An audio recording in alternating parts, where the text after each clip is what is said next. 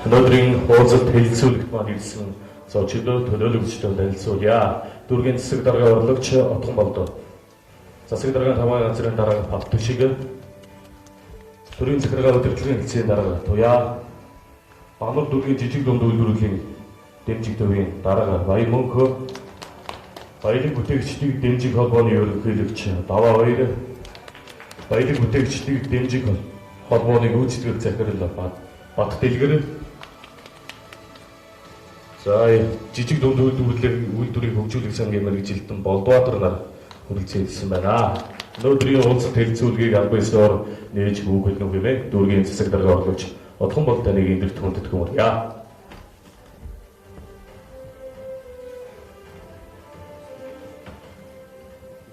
За, цаасан бацхан утгаатай энэ өдрийн мэндийг хүргэе. Тэгээд бас өнөөдөр бас Бануур дүүргийг зорин ирж бид бүхэнтэй уулзалт хийж байгаа. Одоо баяр даргатай Монголын баялаг бүтээгчдийн холбоо гэж мэдж байгаа. Баялаг бүтээгчдийн холбоо маань сүүлийн 4 орчим жил одоо бас нэлээд доктортой үйл ажиллагаа явуулж байгаа. Монгол улсын 21 аймаг бүсэн дүүрэг 365 сумаараас баялаг бүтээгчтэйгээ уулзалт Монгол улсын онцгой болон бүрт одоо баялагаа түгээж байгаа хөгжүүлж байгаа. Энэ одоо баялаг бүтээгчдийг улс орон даяар алдаршуулах, түгээн дэлгэрүүлэх, дүүрэг одоо орон нутаг аймагуудын одоо баялаг бүтээгчдийг алдаршуулахын ажлыг хийдэг юм одоо хүмүүсээ өнөөдрөөс манай Бануур дүүрэгт хүрэлцэн ирсэн бид баялаг бүтээгчдийнхаа Бануур дүүргийнхаа бизнес зэрлэгчийн нэрнээс халуун баяр хүргье. За тэгээ манай Бануур дүүрэг бол та мэдж байгаа. Монгол улсын нийслэл Улаанбаатар хот 9 дүүргийн нэг дүүрэг. Уул уурхай хөдөө аж ахуй газар тариалангаа одоо дагнаж бий болсон юм дүүрэг байгаа. Гол одоо зөвлөж байгаа зүйл бол манай Монгол улсын нөөцийн төвийн хэрэглээний 70% дангаар авдаг Бануур авчаад компани төшөглөж байгуулагдсан хот. Хэдий одоо хот болгоч өнөөдөр бий дөхөн залуухан хот 2020 онд 40 жилийнхаа хийх гэж байгаа юм одоо залуухан хотоо. Тийм учраас Бануур дүүргийн амын 60 орчим хувийн 35-аас 25-аас 35 насны залуучууд эзэлдэг. Энэ залуучуудын хотоо гэдгээр бид хүн тодтолтой байдаг. За одоо гол зорилго өнөөдрийн уулзалт маань та бүхэнтэйгээ уулзаж бас баялаг бүтээгчтэй сонсох, та бүхэн тулгамж байгаа асуудлуудыг ярилцах. За мөн одоо Монгол улсын хэмжээнд үйл ажиллагаа явуулж байгаа баялаг бүтээгчтэй холбоотой хэрхэн яаж хамтарч уялдаа холбоогоо сайжруулах чиглэлээр бас та бүхэнтэйгээ уулзах зохион байгуулъя гэж ингэж та бүхнийг дуудсан. За ер нь бол дүүрэг нутгийн зүгээс бид бүхэн баялаг бүтээгчдийг дэмжих зорилготойгоор маш олон ажил аргамжааг та бүхэндээ зохион байгуулж хийсдэг та бүхэнд бид бүхнээр хэлүүлэх мэдэж байгаа. За мөн бас манай Улаанбаатар хотоос ирсэн төлөөлөгчдөө бас мэдээллүүдийг авдаг бах. Бид нар 2017 онд Бануур дүүрэгтээ анх удаа бас нийслэлийн хэмжээнд Бануур дүүрэг одоо бизнес хөгжүүлэх таатай орчин гэсэн бизнес уулзалтыг томоохон хэмжээний бизнес уулзалтыг 17 онд бид хүн Монголын худалдаа ажил дүрийн танхимтай хамтарч хийж байсан. За энэ бол энэ том бизнес уулзалтыг хийснээр Бануур дүүрэг тодорхой хэмжээний хөрөнгө оруулалт бүтээн байгуулалтын ажлууд манай жижиг дунд бизнес эрхлэгчд болон дүүрэгт орсон гэдэг бид хүн бас тодорхой хувийг мэдж байгаа.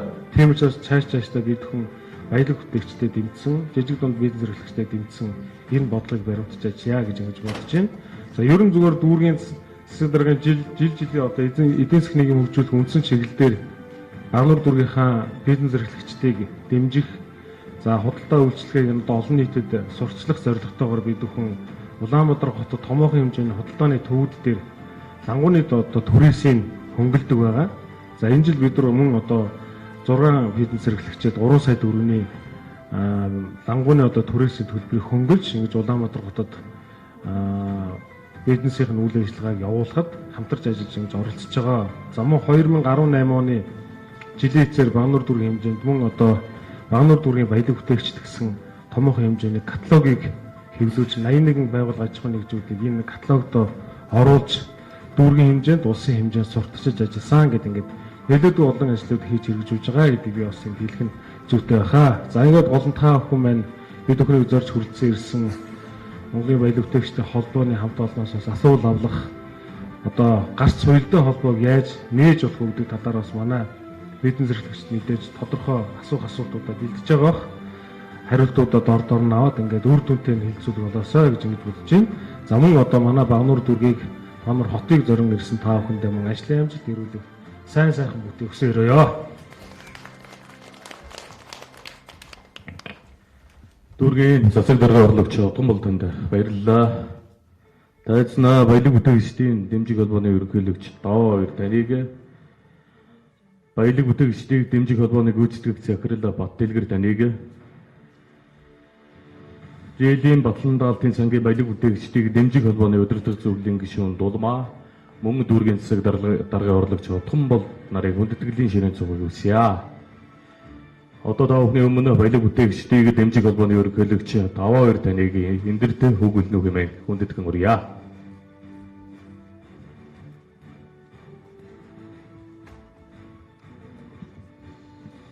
За, сайн байцгаана уу. Манай Багнуур дүүргийн баялаг бүтээгч та бүхэндээ Монголын нийт баялаг бүтээгчдийнхээ өмнөөс энэ сайхан өдрийн мэндийг төшөөлье. За, өнөөдрийн манай доктортой хөгжлийг хангахад жижиг дунд үйлдвэрлэгчдийн оролцоо, сэдвт уулзалт зөвлөгөөнийг хийх одоо зохион байгуулалтанд оролцсон одоо Багнуур дүүргийн засаг даргын хамгийн газар мөн одоо хөдөлмөр халамжийн эвдээс засаг даргын хамгийн газар төрийн захиргаа удирдлагын хэдсийнхандаа барьсан талархснаа илэрхийлье. За өнөөдөр бидэртэй хамт хүн сүлдээ аж ахуйн яамны жижиг дунд үйлдвэрлэлийн сангийн мэргэжлэн болдоо маань явж байгаа. Батлан даалтын сангийн хүн маань одоо харийнхан дээр ямжаагүй манай холбооны гүйцэтгэх захирал энэ талаар мэдээлэл өгнө. За өнөөдөр та бүхэн маань баялаг бүтээгчдийг дэмжих холбооны талаар нэлээд мэдээлэлтэй байдаг байхаа гэж бодож байна. Зурагт дараад байгаагаар Монгол улсын өнцөг болон бүрт баялагийг бүтээж байгаа яг та нартай адилхан хүмүүс одоо өдөр шүлгүй амралтын өдрөөж гисэн одоо нөгөө жижиг дунд үйлдвэрлэлийн эрхлэл, өрхийн үйлдвэрлэлийн эрхлэл, бичил үйлдвэрлэлийн эрхлэл ингээд одоо хүнд хэцүү байгаагаа ч ярьж байгаа. Дээрээс нь амжилт ололттой байгаагаа ч ярьж байгаа. За манай холбоо энэ баялаг бүтээгчдийг алдаршуулахын төлөө одоо үүсгэн байгуулагдаад 4 жил болж байна.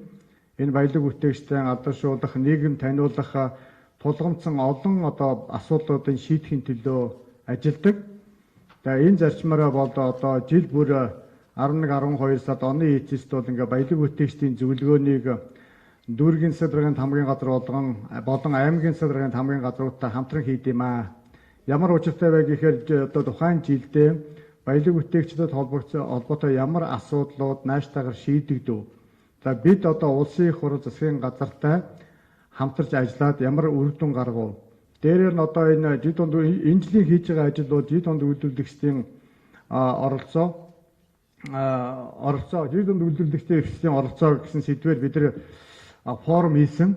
2019 форум хийгээд намар одоо бас чуулгана хийгээд их хурлын даргатай бас баялаг бүтээгчдийн төлөөлөл уулзаад ингээд одоо бүтэн жилийнхаа тайлангаа бас та нартайгаа тавьж байгаа маа. Хоёрдугаар одоо дүүргийн засаг даргын хамгийн газар бас нэлээд олон ажлуудыг та бүхэнд чиглэгдэж хийсэн байгаа. Мөн одоо та нарын төлөө ажилладаг маш олон байгууллагууд байдаг. Сая би хэлсэн одоо Жээлийн Батлан даалтын сан, жижиг дунд үйлдвэрлэлийг дэмжих сан гэх мэтлийн гэнтэй аюу олон газрууд байгаа. Энэ газруудтайгаа нийлээд жилийн эцэстээ ингээд баялаг бүтээгч та бүхэндээ нэг тайлан тавьдаг. Иргэжил одоо бас ямар асуудлуудыг шийдвэрлэмээр байна. Баялаг бүтээгчид маань өөрсдөө хэр нэв нэгдэлтэй, өөрсдийнхөө одоо хийж байгаа бизнесийг одоо хэр сайжруулж байна, орон нутгийнхаа удирдлагуудтай хэр хамтарч ажиллаж байна. Ингээд олон асуудлууд ирээд байвал маш олон асуудал байгаа. Тэгээ нэг онцлог нь бол одоо сая ирээд мэдлэлтэй. Ер нь бол манай Багнуур дүүрийг нөгөө баялаг бүтээгчдийн салбар хороо байгуулагдаагүй учраас өнөөдөр жоохон итвэх жоохон сул байна. Ер нь бол одоо нөгөө бид нар бол одоо нөгөө бизнес эрхэлж байгаа учраас цаг нар бол одоо алчиг үнэтэй шүү дээ. Тэгээд биднийг биенийгээ хүлээгээл ингээд суугаад бид одоо хотоос ирээд бас дэндээ ажил төрөлтэй байгаа тий. Тэгээ бие биенийгээ бизнесийнхэн бол бие биенийг хүндлэх ёстой. Тэр маань жижиг дунд өрхөн үйлдвэрлэгчид бид нар бол одоо хагас бүтэн цэдэргүүд ажиллаж идэг. Баяр ёслол орж ажиллаж байдаг. Тийм учраас энэ удаагийн одоо уулз зөвлөгөөн бол жоохон цагаас хоцорж эхэлсэн. Одоо энэс хойш бол энэ дүүрэг салбар хороогоо байгуулад тэгээ баялаг бүтээгчдийн Багнуур дүүргийн салбар хороо ажиллаад ингээд явах юм бол дараагийн уулс зөвлөгөөнүүдээр бид нэр цагтаа эхлэх нэлээ олуулаа болох тий одоо манай Багнуур дүүрэгт бол 250-д жижиг дунд үйлдвэрлэгч нар идэвхтэй үйл ажиллагаа явуулдаг гэж штэ. Тийм учраас бас үйлдвэрлэгч нар бас олонтой байна. Одоо энэ үйлдвэрлэл дотор ч нь одоо өрхийн жижиг дунд үйлдвэрлэгч нар бүгд л орж байгаа штэ. За тийм байна. Тэгэхээр өнөөдөр бол Багнуур дүүргийнхаа баялаг бүтээгчдийн салбар хороог байгуулнаа. Тэгэхээр одоо энд гишүүнээр илсэн хүмүүс одоо мэдээж байгаа байх. Бид нар урд Багнуурт ажиллаж ирсэн.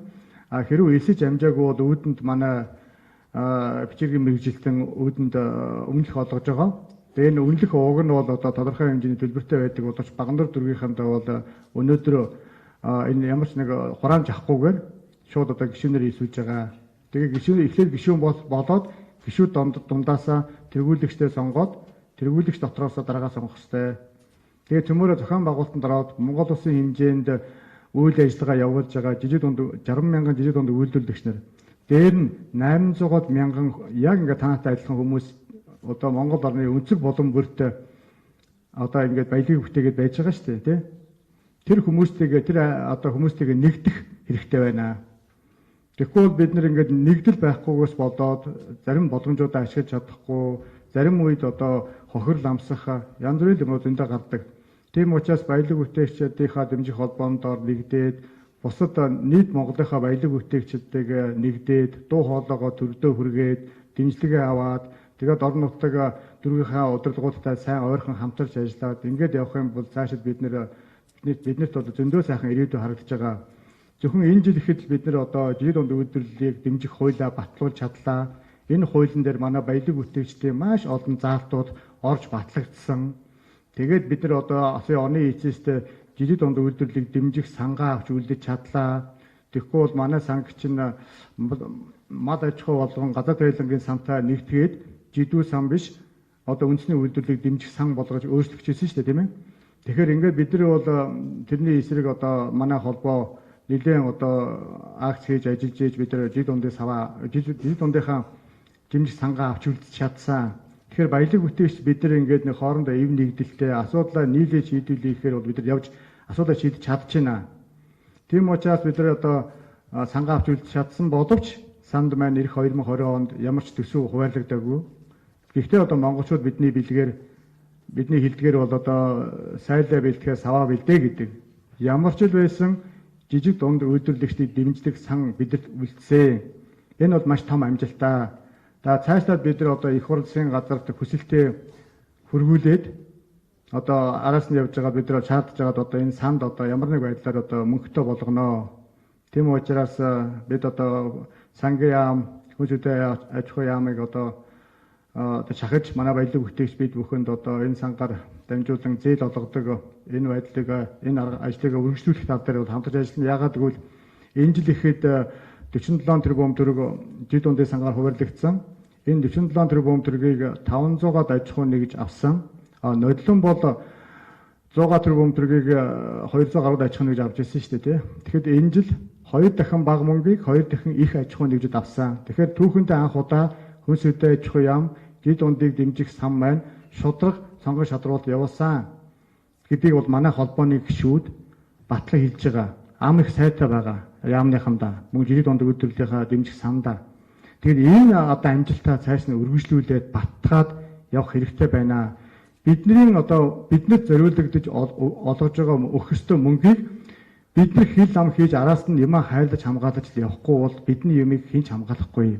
Хамгаалахгүй байгаа учраас төрийн өндөр дээд эрх мэдэлтэй хүмүүс бидний сангийн одоо бидэрт одоо авах ёстой мөнгийг одоо өөрсдийнхөө танил тал ах トゥ хамаасан садлаараа авч ашигласан одоо хуулиар жишээргүй одоо евро бизнес рүү оруулсан тухайлбал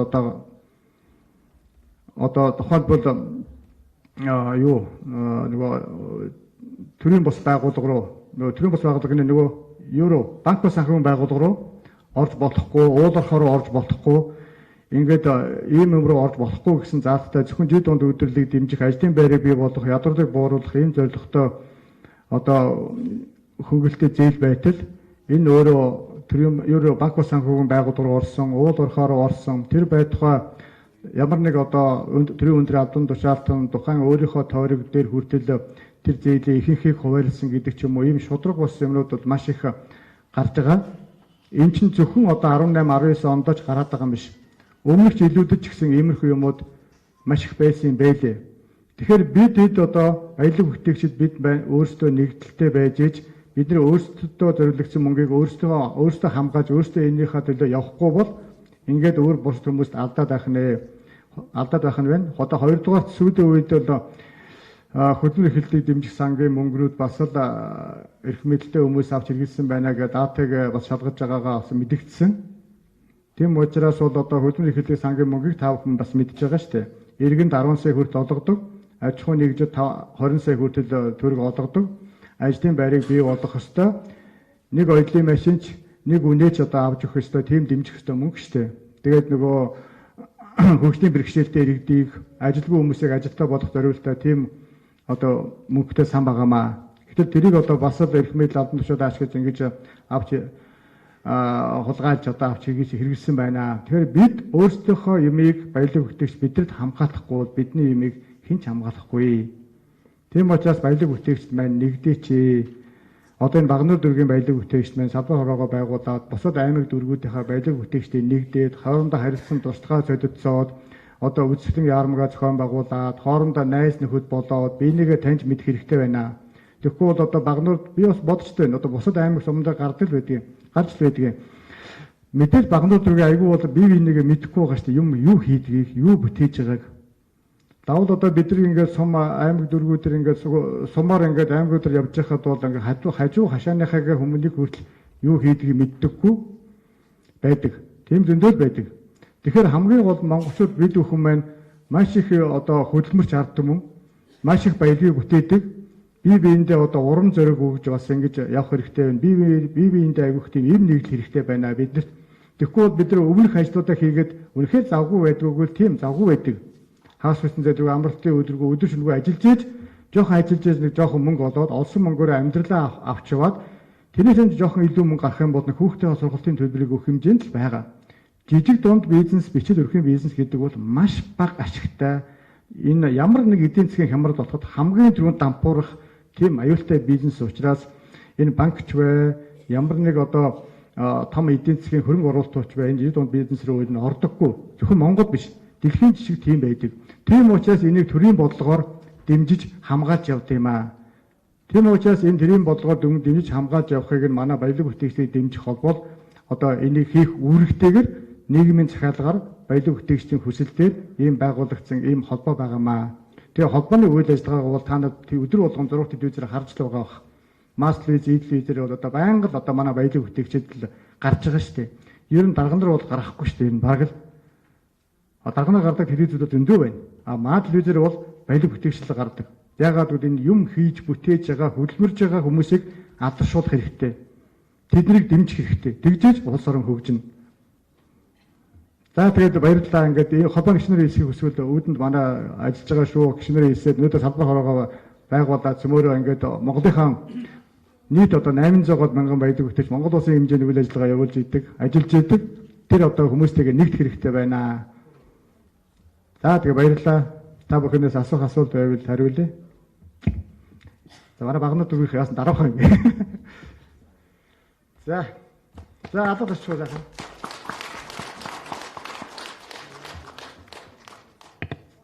За баярлалаа. Тийм асуусан уу? Асуусан байл асууж болно. Яагаад гэвэл би асуусан байна уу гэхээр нөгөө салбар хороо байхгүй учраас холбоон талаар бас жоохон мэдээлэл дээр дутмаг байж магадгүй. Салбар хороогоо байгуулад ирэхээр та нар чи холбооны талаар мэдээлэл угаасаа хангалттай мэдээлэлтэй болчихно. Салбар хороогоор дамжуулаад төв холбоо юу хийж гин, аймаг орон нутгийн холбоо юу хийж гин, эх 2020 оны ажлын төлөвлөгөө юу байна гэдэг юм уу те. Тэр бүх юм чинь тодорхой болно. Тэгэхгүй одоо холбоонд идэвхтэй ажилтдаг нь мэдээлэл их сайн хангагдаад идэвхгүй байх нь одоо мэдээ соцроод ингэ яваад байгаа шүү дээ. Асуухан байл асууж болно. Холбооны талаар одоо тийм ийм асууя гэдэг одоо бодсон юм байна уу? За жоохон байж асуух уу те. За баярлалаа.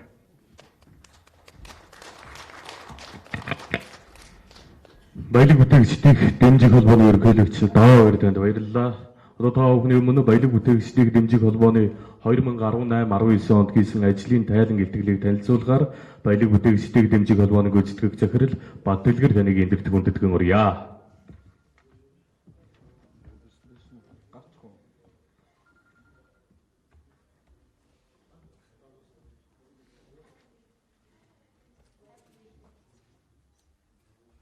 За сайн байцгаана та бүхэнд энэ өдрийн мэндийг хүргэе.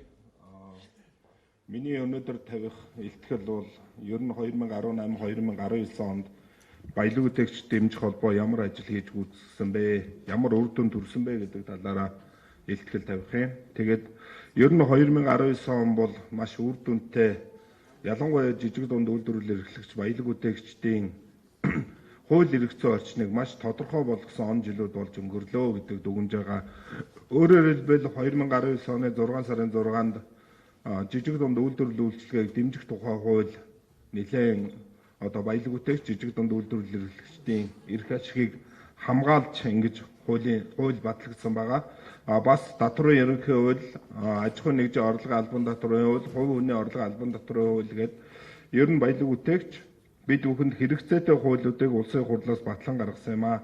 Ингээд ер нь баялаг бүтээгчдийг дэмжих холбоо бол ямар үүрэгтэй вэ гэхлээр баялаг бүтээгч жижиг дунд үйлдвэрлэл эрхлэгчийн санаа бодлыг төр засагтаа хүргэх, тэдгээр санаа бодлыг төр засгийн шийдвэр суулгуулах, мөн төр засгаас гаргаж байгаа шийдвэр болон хууль эрх зүйн орчныг та бүхэнд мэдээлэх зорилгоор өөрөөр хэлбэл баялаг бүтээгч жижиг дунд үйлдвэрлэл эрхлэгч төр хоёрын хооронд гүр болон ажилдаг ийм төрийн бус байгууллага байгаамаа. Ингээд 2018 онд баялаг бүтээгч жижиг дунд үйлдвэрлэл эрхлэгчдийн форумыг зохион байгуулад энэ форумд 300 гаруй баялаг бүтээгч болон төр засгийн удирдлагууд, улсын хурлын гишүүд, улсын хурлд өргөн баригдсан байгаа хуулиудад орсон ажлын хэсгийн гишүүд эднээс оролцож маш үр дүнтэй форум болсон. Энэ форумоос зөвлөмж гарсан байгаа. Тэгээд энэ зөвлөмжийн 20 асуудалтай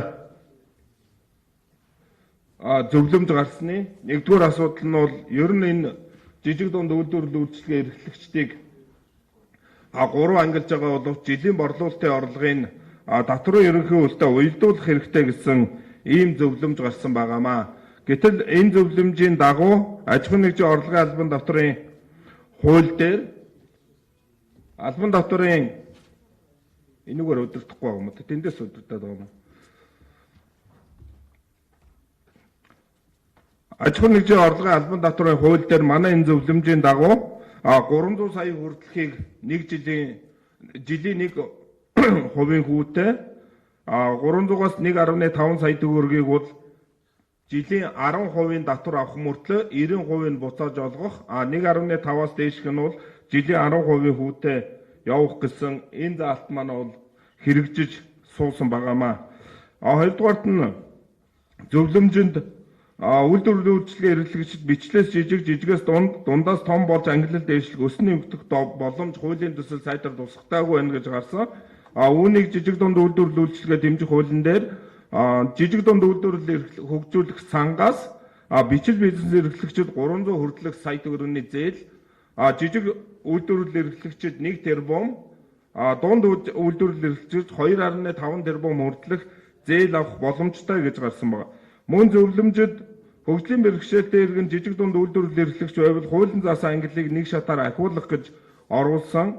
Үүнийг жижиг дунд үйлдвэрлэл үйлчилгээ дэмжих хуулийн дээр жижиг дунд үйлдвэрлэлийг хөгжүүлэх сангаас хөнгөлтэй зээл авах бол хөдөлмөрийн хуулийн 111-ийн 1, 111-ийн 2-т заасан хэрэгжүүлсэн эсхийг харгалзан үзнэ гэсэн. Өөрөөр хэлбэл зээл үсэж байгаа бол зээл үсэж байгаа аж ахуйн нэгж нь жижиг дунд үйлдвэрлэл эрхлэгч хөгжлийн бэрхшээлтэй иргэнийг бол ажилуулах ёстой гэж оруулсан байгаамаа. Мөн жижиг дунд үйлдвэрлэлийг хөгжүүлэх сангийн талаарх зөвлөмжид санг олон нийтийн хяналттай байлгаад олон нийтийн хяналт буюу санг удирдах зөвлөлтэй иргэний хуулийн 37-д удирдах зөвлөл байна. Удирдах зөвлөлийн 60 хүртэлх хувийг төрийн бус байгууллагын төлөөлөл буюу олон нийтийн хяналттай болгох хэрэгтэй гэж зөвлөмж оруулсан. Үүнийг нь жижиг дунд үйлдвэрлэлийг хөгжүүлэх сангаас урт хугацаатай нэг хөнгөлтэй зээл олгох, төсөл сонгож шалгуулах журам гэж хүн сүдэн аж ахуйн сайдын тушаалаар батлагдсан энэ журам байдаг. Энэ журамд буюу жижиг дунд үйлдвэрлэлийг хөгжүүлэх сангаас төсөл сонгон шалгаруулах зээлийн хороо 7 хүний бүрэлдэхүүнтэй 7 хүний 60% буюу 4 хүн нь төрийн бус байгууллага олон нийтийн хяналттай байна гэж энэ журманд бол орсон байгаамаа.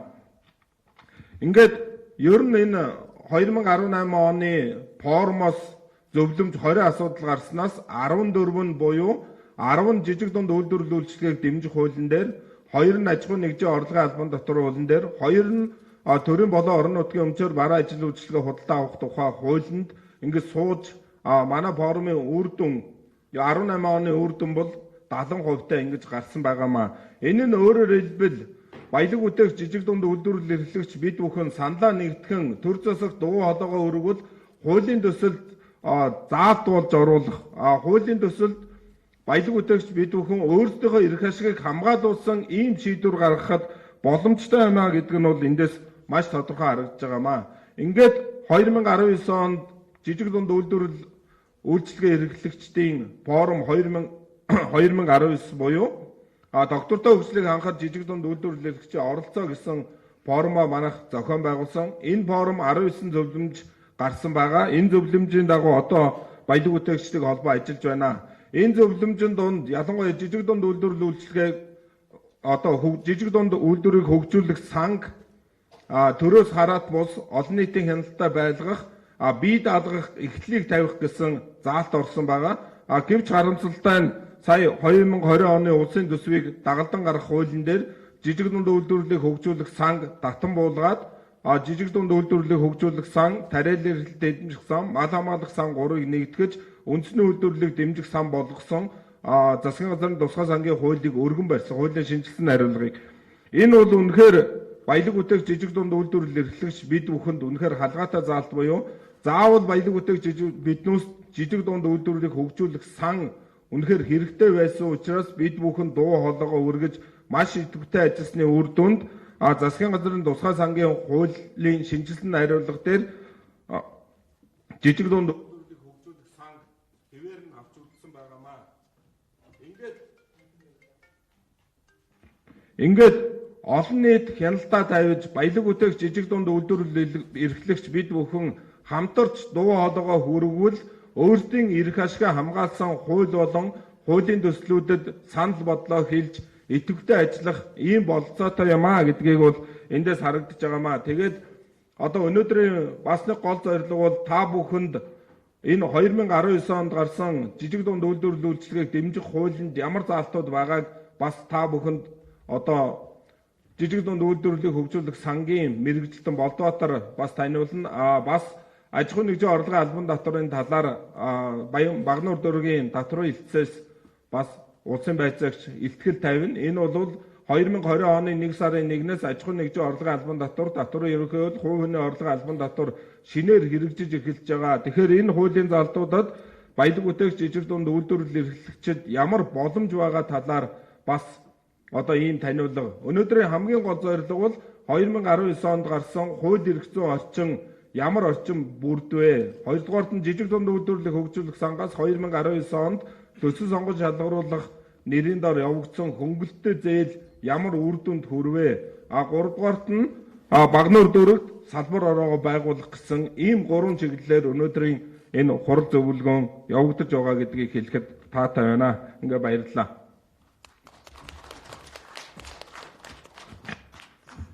Баялаг бүтээгчдийг дэмжих холбооны гүйцэтгэх захирал бат дэлгэр танд баярлалаа.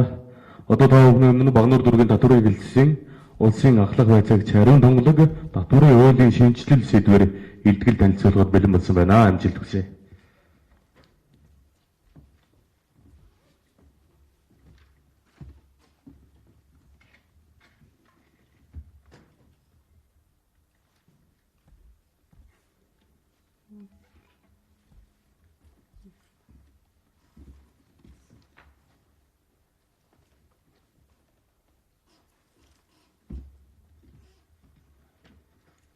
За та бүхэнд энэ өдрийн мэндийг хүргэе.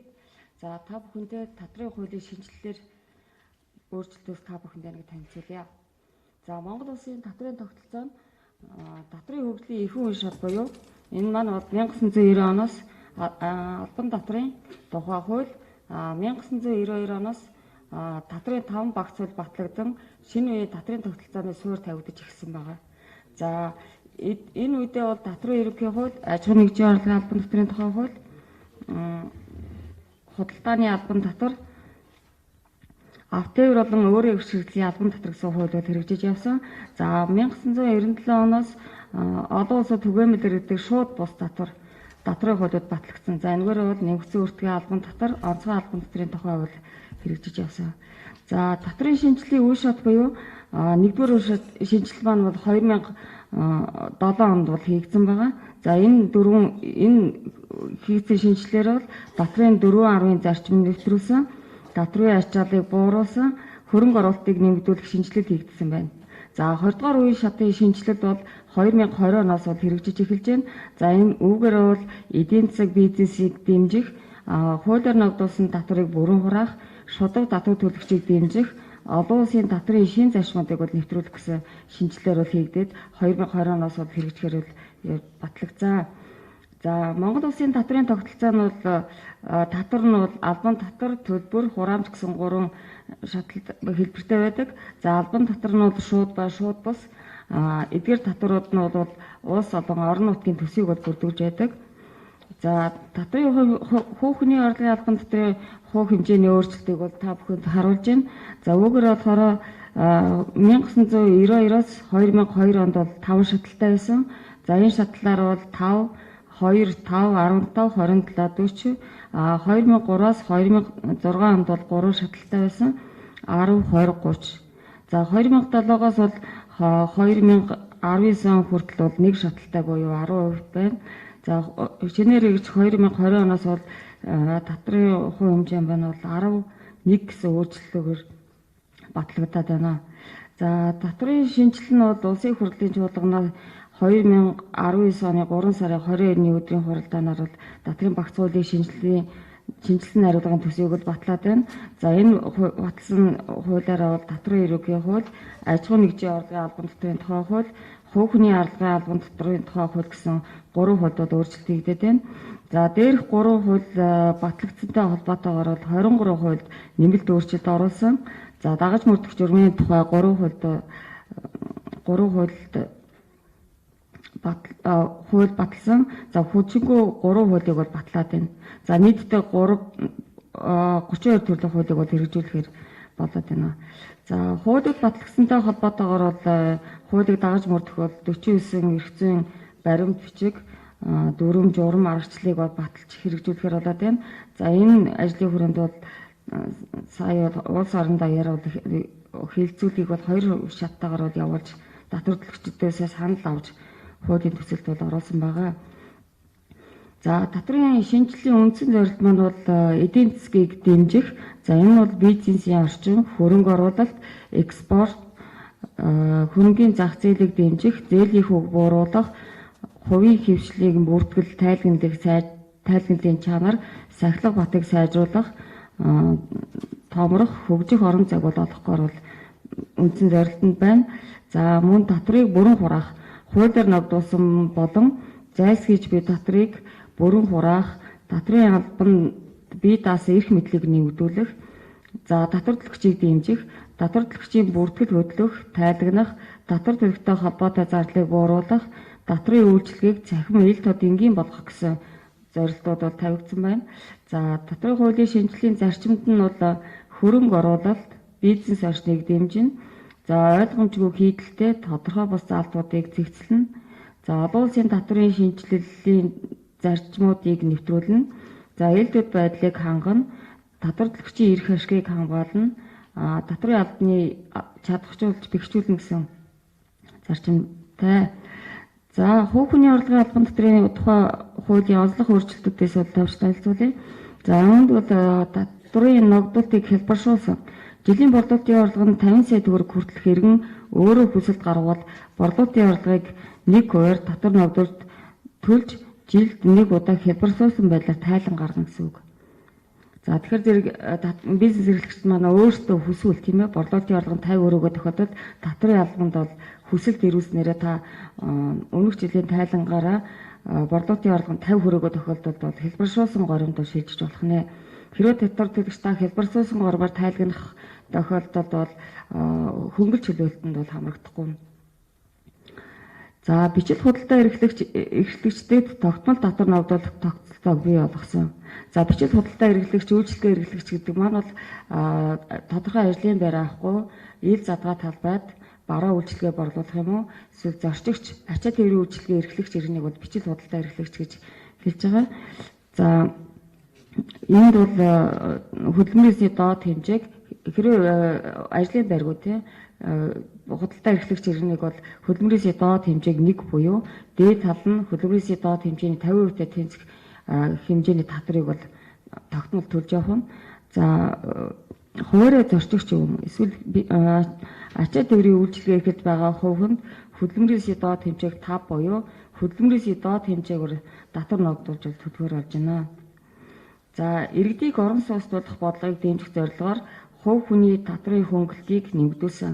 За амьдрал суух зорилтоор анх удаа орон сууцны барилга барьсан эсвэл худалдаа авсан иргэнд 3 сая төгрөгийн татврын хөнгөлт үзүүлдэг байсныг бол 6 сая болж нэмэгдүүлсэн. За мөн шинээр бас нэг заалт маань бол ипотекийн зээлийн хөрөнгөөр анх удаа хувьдаа орон сууц худалдаж авсан хувьхан Монгол Улсын засгийн газрын тодорхойлсон ипотекийн зээлийн хүүгийн дээд хэмжээ болон ипотекийн хөнгөлтэй зээлийн хүүгийн хоорондын зөрүү төлсөн дүнтэй тэнцэх хүүгийн зөрүүнд татврын хөнгөлт үзүүлнэ гэсэн заалт бол шинээр орж иж байгаа. За мөн аслагдсан орон нутагт бизнес эрхлэгчдийг дэмжих зорилгоор хувь хүний татврын хөнгөлтийг бий болгосон. За энэ нь бол аймаг сумын төв нь нийслэл Улаанбаатар хотоос 500 км-с хол аслагдсан аймаг сумд оршин суудаг тухайн орон нутагт бүртгэлтэй Монгол Улсын иргэн албан татвар төлөгчийн үндсэн үйл ажиллагааны орлогот ногдох албан татврыг бол аймаг сумын төв нь нийслэл Улаанбаатар хотоос 500 км-с хол аслагдсан аймаг сум нь 50%-аар 1000 км-с хол аслагдсан аймаг сумд бол 90% хөнгөлнө гэсэн заалд орсон байгаа. За мөн хөгжлийн бэрхшээлтэй иргэнийг дэмжих зорилгоор за одоогийн үеэр бол хөгжлийн бэрхшээлтэй иргэнийг хөдөлмөрийн чадварыг бол 50%-аас дээш алдсан хувь хүнийг бол орлогыг бол чөлөөлдөг байсныг өөрчлөөд шинэ хуулиараа хөгжлийн бэрхшээлтэй хувь хүний орлогын 100% чөлөөлөхөөр бол заалт бол орсон байгаа. За мөн төлсөн татврыг буцаа олгож хөнгөлт хөдөлгөх зарчим баримтал нь шинэ хуулиар татврын хөнгөлт эдлэгтэй тухайн татраа төлсөн тохиолдолд буцаан олгож байх зохицуултыг болгон тусгасан байгаа. За аж ахуйн нэгжийн орлогын албан татрын тухай хуулийн онцлог өөрчлөлтүүдээс танилцуулъя. За хөрөнгө оруулалтыг бол дэмжинэ. За үүндээ бол элэгдэл хордлын хугацааг элэгдэл тооцох хугацааг 40 жилээс байсныг бол 25 жил болгож багасгасан. За алдагдал шилжүүлэх хугацааг 2 жилээс 4 жил болгон уртасгасан. Үндсэн хөрөнгийн худалдаа авалтад төлсөн нөөтийн хасалт хийх боломж олгосон.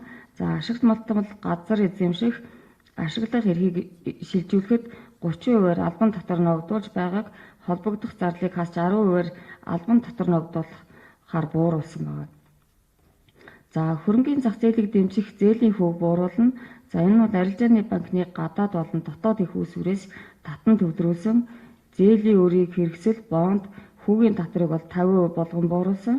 Ашигт малтмал гадрын тосны хайгуулын болон ашиглалтын тусгай зөвшөөрөл эзэмшдэггүй аж ахуйн нэгжийн дотоод гадаад анхдагч болон хоёр дахь зах зээлд нээлттэй арилжааны өрийг хэрэгсэл худалдан авсан хөрөнгө оруулагчийн хүүгийн орлогыг бол 55% болгон бууруулсан байна. За экспортыг дэмжих. За энэ бол гадаад улсад ногдуулсан төлсөн татврын төлбөл зохих татврыг бас хасна. За татврын ачааллыг бууруулж тайлан хялбар болгосон байгаа.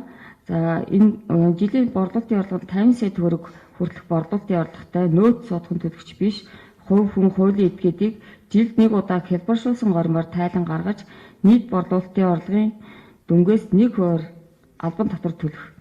За жилийн 300 сая төгрөг хүртэлх борлуулалтын орлоготой аж ахуйн нэгжүүд жилд 2 удаа тайлан гаргаж татвар ногдуулах орлогыг бол 1%-аар татвар төлөх. За жилийн 300 саяас 1.5 тэрбум төгрөгийг хүртэлх борлуулалтын орлоготой аж ахуйн нэгжид жилд 2 удаа тайлан гаргаад татвар ногдуулах орлогын 10%-аар татвар төлөөд төлсөн татврын 90%-ийг буцааж авахар ийм өөрчлөлтүүд орсон байна. За татврын ерөнхий хуульд орсон өөрчлөлтөөс танилцуулъя. За татврын үр төлөх хугацаанд хөнгөлт үзүүлнэ.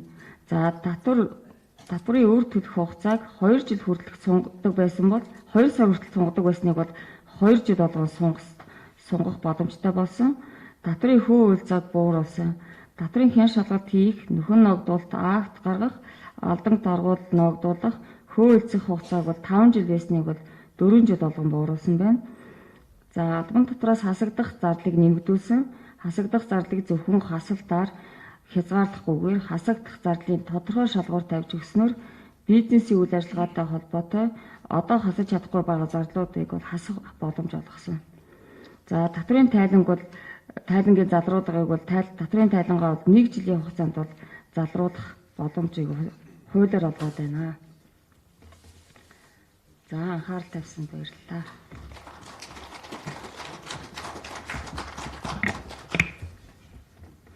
Дүүргийн татврын хэлтсийн улсын ахлах байцаагч ариун дугуйлаг танд баярлалаа.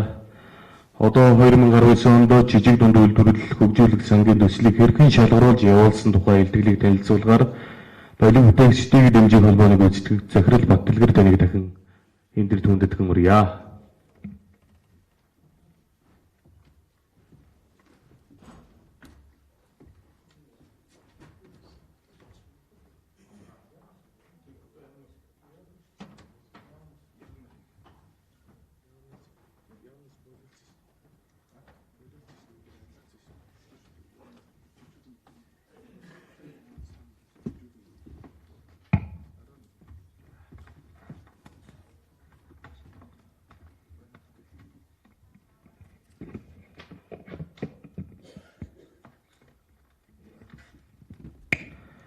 Зээлийн батлан даалтын сангийн баялаг бүтээгчдийн дэмжих холбооны удирдах зөвлөлийн гишүүн Дулмаа 5 хүнд зээлийн батлан даалтын сангийн үйл ажиллагааны талаарх илтгэлийг танилцуулахад бэлэн болсон байна. Таныг энэ дэр төв хүндэтгэн урья.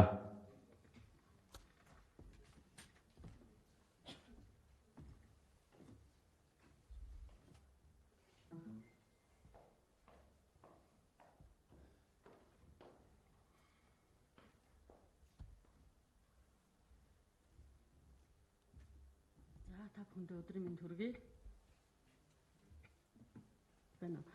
За энэ зээлийн батлан даалтын сангаас ирэх ёстой хүмүүс маань ажилдаа болоод тэгээд манай холбооны зүгээс товч танилцуулга юуны батлан даалтын сангийн бэлдсэн товч танилцуулгыг би та бүхэндээ танилцуулах хэрэгтэй болж байна.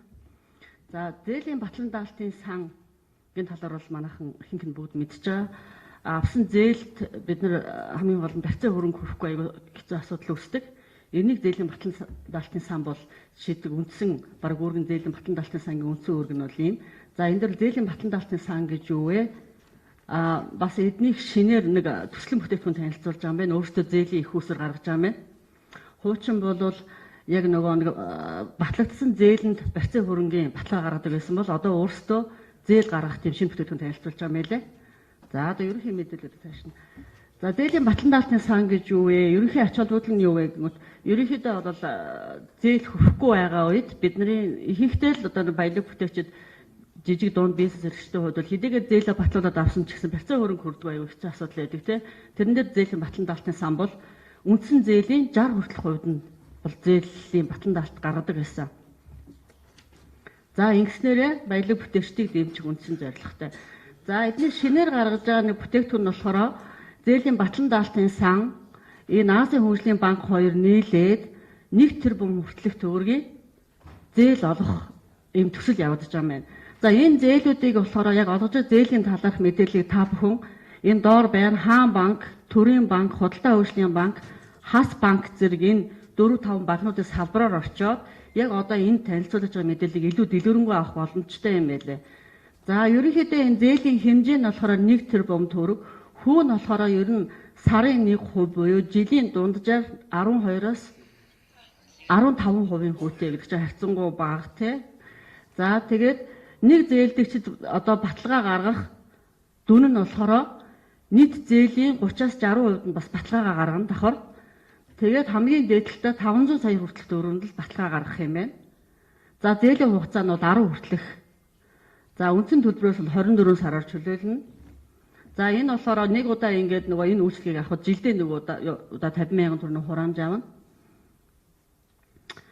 За батлан даалтын шимтгэл болохоор нэг удаа л жилд бас одоо 10 жил бол 10 удаад үлдэгдэл дүнгээс нэг хувиар шимтгэлээ аваад явна. За ерөнхийдөө баталгаа гаргах хугацаа нь бол 14 хоногт гаргах мэдээлэлтэй байна. За цааш нэг зээлийн юу нэ. За энэ дээр нөгөө нэг эдний шинээр гаргаж байгаа. За энэ бол нөгөө нэг баталгаа гаргаж байгаатай бол холбоогүй юм байлээ. А эднийхээс нөгөө одоо шинээр гаргаж байгаа Азийн хөгжлийн банктай хамтраад гаргаж байгаа авах гэж байгаа зээл авах юм бол за энэ дээр зээлийн хүн зээлийн батлан даалтын сангаас гаргаж байгаа зээлийн хувь ерөнхийдөө 8% гэж авж байна. За банкны их усүртэй зээл авах юм бол 18%-аас хэтрэхгүйгээр дэд хязгаарын заагаад өгсөн.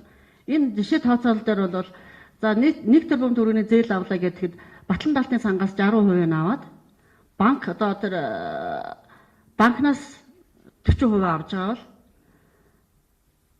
энэ зээлийн батлан даалтын сан өөрийн нөгөө нэг олгосон 60% даа болохоор жилийн 8%-аар бодоод за үлдсэн 40% нөгөө зээл олгож байгаа банк жилийн 18% гэдэг ингээд бодонгууд дунджаар тэр зээл 12% хүүтэй олгохоор хүүгийн нөгөө ачаал харцангуй багч орж ирж байгаа. Гэх мэтлэн энэ авшаа зээлийн тооцооллууд нь ингэж гарсан харагдаж байна.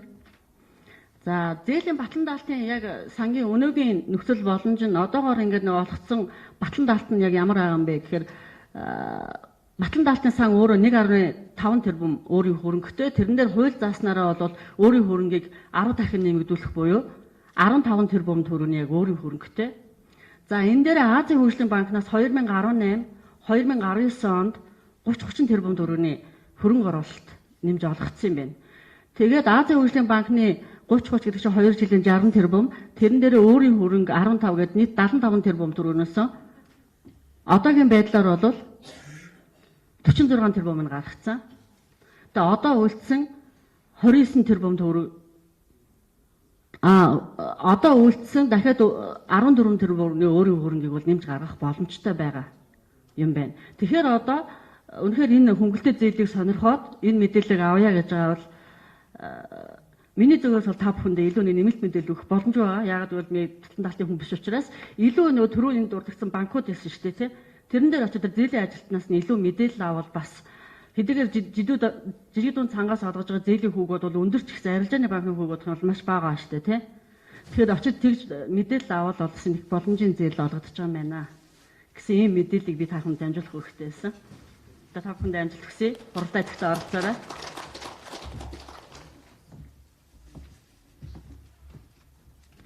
Зээлийн батлан даалтын сангийн баялаг бүтээгчдийг дэмжих холбооны өдөртөх зөвлөлийн гишүүн Дулмаа танд баярлалаа. Одоо та бүхэн жижиг дунд үйлдвэрлэлийн хөгжүүлэх сангийн ахлах мэргэжилтэн Болдбаатар та бүхэнд жижиг дунд үйлдвэрлэлийн хөгжүүлэх сангийн талаарх хэдгэлийг танилцуулахад бэлэн болсон байна. Таныг эндэртэх хүндэтгэн хүргье.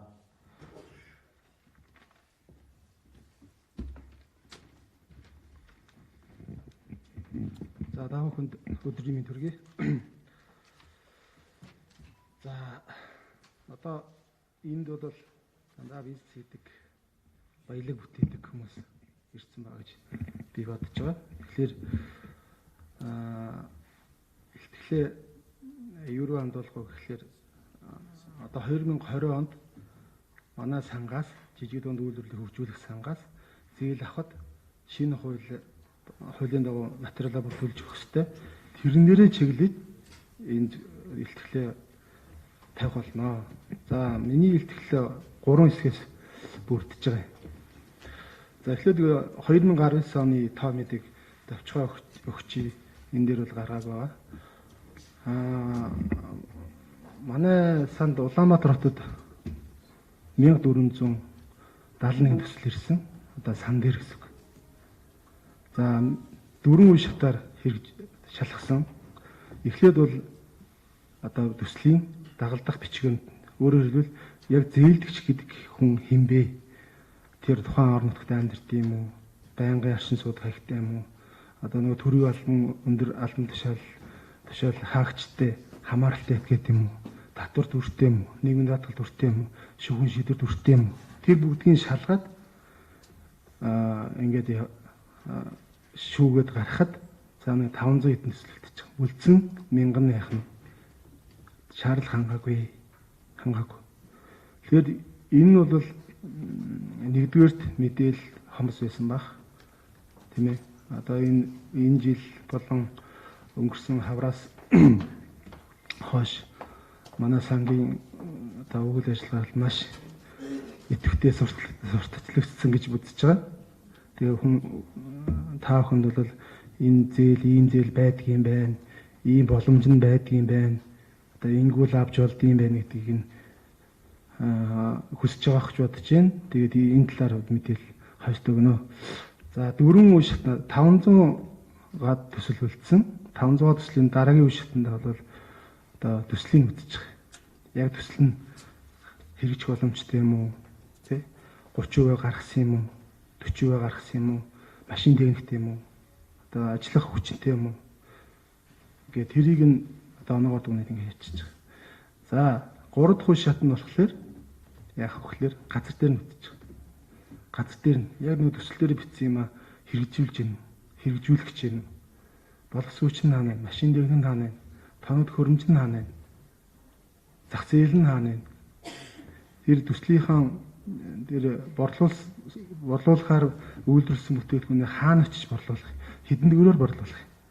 Ингээд явчих. За тэгээ бас 100 хүртэл оноор дүгнээд 70 хүрсэн төслүүдээ цааш наваад авчиж байгаа. Тэгээд энэ дараагийн шатанд бол нөгөө хурлын үе шат буюу шийдвэрлэх үе шат. Энд бол төрөөс 3 хүн, төрийн бас байгууллагаас одоо 4 хүн орсон энэ ажлын хэсэг хороо. Манай сан дээр бол хороо уралдсан. Аймгийн төвүүдэд бол дид хороо уралдсан. Ингээд энэ 4 үе шатанд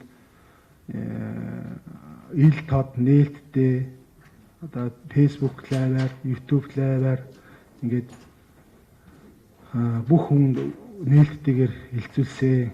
Энэ бүх үе шатанд бол бид нэр 16 аймгийн 160 гаруй сумдаар тойрсон байна. Тийм ээ. Энэ хугацаанд бол 4-5 сарын хугацаа шийдвэрлэх гэж 6 сараас 10 сарын 25 хүртэл ингэж амжилттай хэрэгжүүлсэн гэж бодож байгаа. Тэгээд энэ бүх үе шатанд бол зөвхөн сан дээр бол сангаас 13 тэрбум төгрөг хуваарлах байсан. 13 тэрбум 47 40 сангаас 20 тэрбум төгрөг хуваарлах байсан. 20 тэрбум төгрөгийг 105 зээлэгч нарт хуваарлсан. Одоо бол зээл аваад бараг 90% таа ингээд явж байгаа. За ерөнхийд нь бүхэлд нь авч үзэх юм бол дөрөв доо баяр захирал хэллээ.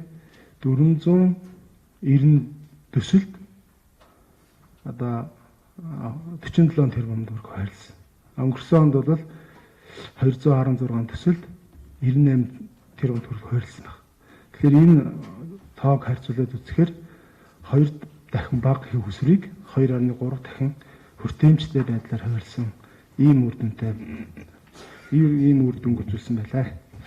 За 20 дахь хэсэг рүү гарыг. Манай сан бол энэ жил 10 дахь жилдээ үйл ажиллагаа явуулж байгаа.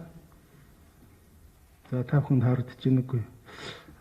Энэ хугацаанд 4 яамыг дамжиж явсан байдгийг. За энэ дээр бол нийт бүртгэлтэй байгаа аж ахуйн нэгжинтэй 78.5 мянган бүртгэлтэй аж ахуйн нэгж байгаагаас 60.3 жижиг дунд үйлдвэрлэгч чир бүртгүүлсэн ийм аж ахуйн нэгж байгаа.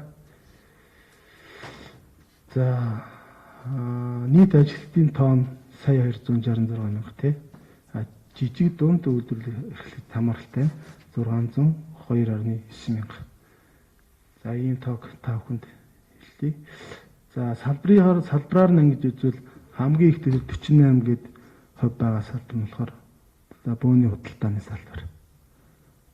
За 11% байгаа нь тэр ягаан биш тий. Тэр нь болохоор боловсруулах үйлдвэр.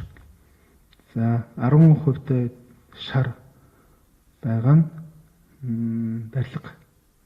Тэгээд энэ бусд нь бол бус буудал, тээвэр агуулгах, үйл хөдлөл, өргөн түрээс боловсрол салбарын үйл ажиллагаанд ингээд ийм байдлаар хуваарлагдаж байна. Улсын хэмжээнд шүү. За дараах нь. За жижиг дунд үйлдвэрийн салбарын бол 16 хууль эрх зүйн актын дор үйл ажиллагаа явуулж байгаа. Тэгээд энэ хоёр ч төрлийн хөтөлбөр бас хэрэгжиж байгаа. Үүнийхээ дагуу жижиг дунд үйлдвэрлэлийг хөгжүүлэх тэргүүлэх салбар гэж яамны сайд баталсан ийм чиглэлийг бид нэр байгуулж явж байгаа. Тэгэхээр яамны сайдын чиглэл бол 14 тэргүүлэх салбар чиглэл байгаа. Үүний 13 нь яг тухайн салбар руугаа чиглэсэн дандаа голцоо үйлдвэрлэлийн салбар байгаа. Нэг нь болохоор бусад гэж байна. Бусад нь бол аялал жуулчлал боловсруулах гэх мэтийн салбарууд. Энэ дээр миний хэлдэг 13 салбарууд голцоо үйлдвэрлэл, ноос ноолор, мал аж ахуй, аюулмал, сүлжмэл тийм үйлдвэрлэлийн салбарууд гол төлөв байгаа. Энэ 13 салбарт. Энэ салбарууд төсөл бичвэл илүү гарах магадaltaй л гэсэн үг. За дараах. За жижиг дунд үйлдвэрийн салбарт мөрдөж байгаа хууль энэ 16 хууль байна. Жижиг дунд үйлдвэр үйлчлэгээ дэмжих тухай хууль, хошууны тухай хууль, зээлийн батлан даалтын сангийн тухай хууль, хуулийн этгээд улсын бүртгэлийн тухай хууль гэж тав хүн харж байна л да. Тэгээд хууль хөтөлбөрүүд бол эднээсийг бол та нар үзэх хэрэгтэй. Энэ төсөлтөө энэ талаар баг зэрэг мэдээлэл оруулах хэрэгтэй. Энэ хуулийн энэ залттай тохирч байгаа учраас бид нэр ингэж хэрэгжүүлэх гэж байгаа гэдэг төслөө босруулах хэрэгтэй. Төслөө босруулахад ч бас хэрэг болно. За дараах. За энэ бол 6 сарын 6-нд батлагдсан 2020 оны 1 сарын 1-ээс хэрэгжих бизнесийн хамгийн гол баримтлах хууль. Жижиг дунд үйлдвэрлэл хоршоог дэмжих тухай хууль гэж. За энэ хуулийн талаар та бүхэнд хамааралтай хэсгийг би хойно дэлгэрэнгүй ярина. За энэ татврын хөнгөлөлт байгаа. Татврын өөрчлөлтүүд. За энэ дээр жоохон тогтоо ярьчих тийм ээ. За одоо гэдэг нь 2019 онд шүү дээ. 2020 он гарангууд шинэ хуулиар гэдэг рүү орчин. Тэгэхээр 125,685 буюу дандаа өрхийн буюу бичил бизнес эрхлэгчид байгаа. Тэднээс бол татвар нар байсан бол нэг болчихж байгаа. Тэгэхээр нэг жилд ганц удаа тайлагнаал одоо патент маягийн хуучин патент гэж ганц удаа тушаагаад үйлдвэр үйлчлэгээ эрхлэх боломжтой байсан шүү дээ. Тэр маягийн бичил бизнес, бичил сегмент гэдэг.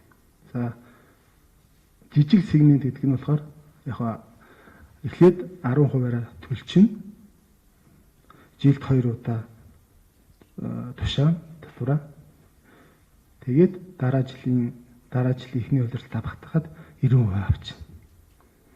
Тэгэхээр энэ ногоон сегмент чинь 50,700 хүн 50,700 хүн амарч штэ. Тэгэхээр энэ сегментийн хүмүүст бол илүү татврын шинжилсэн бол илүү боломжтой, тааламжтай байх. За тэгээ энэ дээр бол төрөөс энэ шинэ хуулиар үзүүлэх дэмжлэг энэ дээр нэг онцолж хэлэх юм бол экспортод гаргаж байгаа бол түүнийгээ баримтжуулаад зээлийнхаа хүүний 5% хүртэлх хувийг нь та нар буцааж авах хэрэгтэй. Экспортод гаргаж байгаа бол жижиг дунд үйлдвэрлэл сангаас зээл аваад түүнийхээ экспортод гаргасан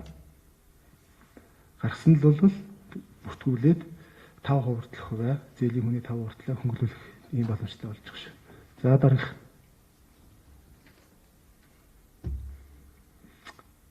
За санхүүгийн дэмжлэг мэдээж жижиг дунд үйлдвэрлэл хөгжүүлэх сангаас зээл олгож байгаа. Зээлийн батлан даалтын сангаас зээл батлан даалтын дээр нь зээл олгож байгаа. Төрөнд миний уртлын дулмаа захирал бас товчхон танилцууллаа. Сум хөгжүүлэх сан гэж 10-20 сэдв хүртэл нийгмийн хамгаалалт хөтөлбөрийн яамны харьяанд ийм сан байдаг. Тэгэхээр энэ 3 сан та бүхэнд л дэмжлэг үзүүлэх юм биш тийм ээ.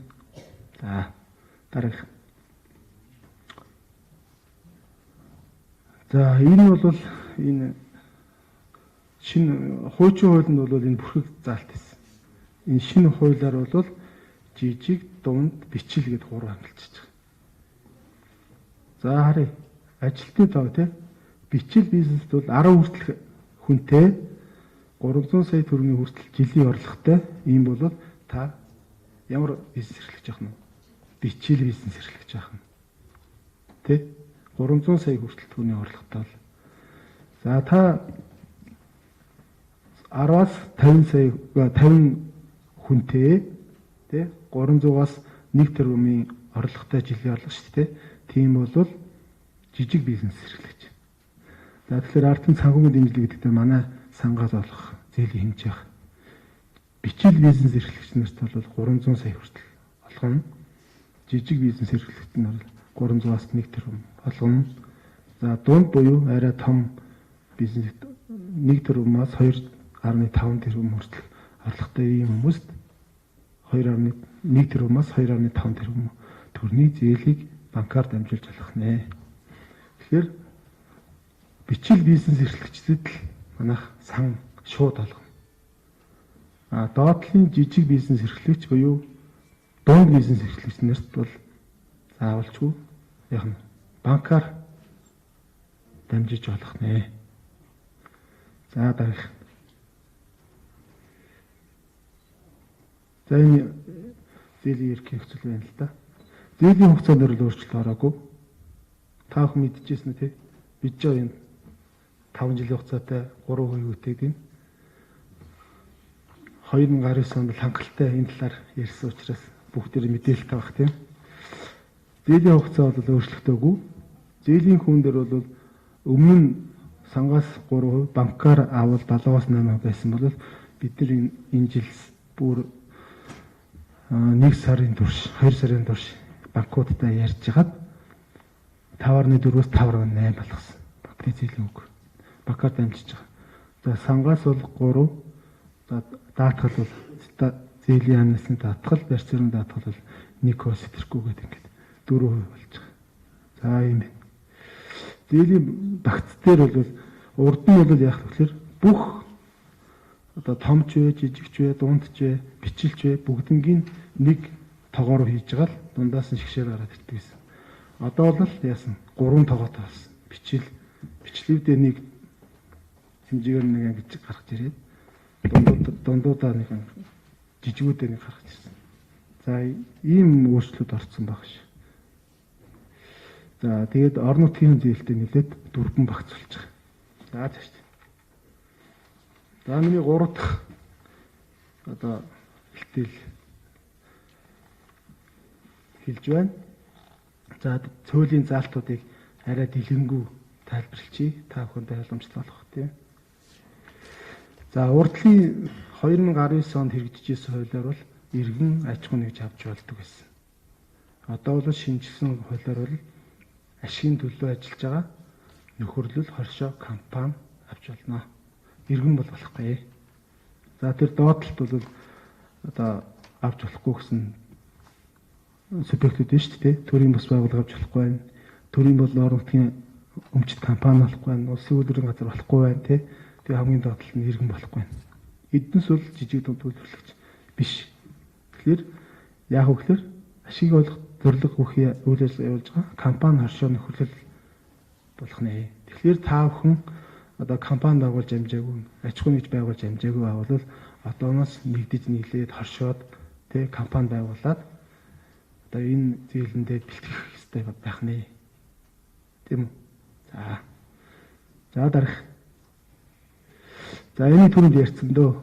Ерөнхийд нь бол 200 хүртэл ажилтнтай 2.5 хүртэл тэрбум хүртэл орлоготой үйлдвэр үйлчлэгээ худалдааны салбарт үйл ажиллагаа явуулж байгаа компани нөхөрлөл хоршоод жижиг дунд үйлдвэрлэгч мөн. За энэс дээшх нь хаагур ямар яах вэ гэхээр нөгөө хөгжлийн банк санхүүгийн байгууллага гадны төсөл хөтөлбөрүүдэд хамрагдаад явна. За түрүүнд бас юм тайлбарлсан тийм ээ. Ойлгомжтой бааз. За заашлая. Зааш явуулаарай. Хүсэлтээ хаана гаргах вэ? Аймаг бол хүнсүүтэй очих газар хүсэлтээ очиж өгнө.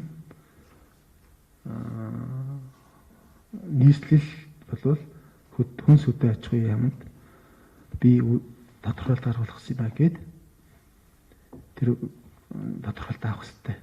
Тодорхойлт авахд бол 3 юм байна. Хуучин хуулийн дээр 7 бичгээр бүрдүүлдэг гэсэн бол одоо бол 3 юм. Улсын мөртгөлийн гэрчлэгийн хуулбар ажилтны нэгэн татгалд хамгаалсан тухай тодорхойлт тэгээд эхлэлтийн болон одоо сүүлийн 2 жилийн баланс. Энэ 3 бичгээрнтаа л арчиж өгөөд 5 оны дотор хариу аваад тодорхойлтын гэрчлэгийг аваад явчихна тийм. За. Жижигдүүд үйлдвэрлэгч биш. Энэ ийм үйл ажиллагаа явуулдаг хүмүүс тохихгүй. Хэрвээ та ийм үйл ажиллагаа явуулдаг бол уучлаарай. Банк бус санхүүгийн үйл ажиллагаа чиглэлээр үйл ажиллагаа явуулдаг. Даавуудын даатгал үнэт цаас хөнгөн үйлдвэрийн чиглэлээр үйл ажиллагаа явуулдаг бол та уучлаарай. Хууль эрхлэн чиглэлээр үйл ажиллагаа явуулдаг. Уучлаарай. Байгаль орчны чиглэлээр үйл ажиллагаа явуулдаг. Уучлаарай. Тийм ээ. Төлөв ширчмийн хүчин чиглэлээр бол уучлаарай. Болно шүү дээ. За бас дээр нь оюуны өмчийн итгэмжлэгдсэн төлөвлөгчөөр ажиллах. Захиргаан шат өргөх караан хөсөл тасруулжлаа гэдэг. Геодид зураг зүйгээд дандаа нөгөө хүнд тийм нарийн бигжил шаардсан тийм салбарууд байгааз та хүнгээр харахад засраг итгүүд ашигт малтмал цэвэн энергийн чиглэлээр эднээс бол жижиг дунд өдөрлөгч биш ээ. Ийм үйл ажиллагаа явуулдаг бол хүсэж хэрэг. За харин хүнс хөдөө чиглэлээр бол тамхины урмал тарих, тамхи үйлдвэрлэх. Сүүн бүтгэгдэхүүн нэрсэн шинийн ярхнаас бусад согтууруулах ундаа үйлдвэрлэх. Урмал хамгаалалт ашиглах, бодисыг импортлох, борлуулах. Ийм үйлчилгээ явуулдаг бол уучлаарай. Болно шүү дээ. Зааж ажил.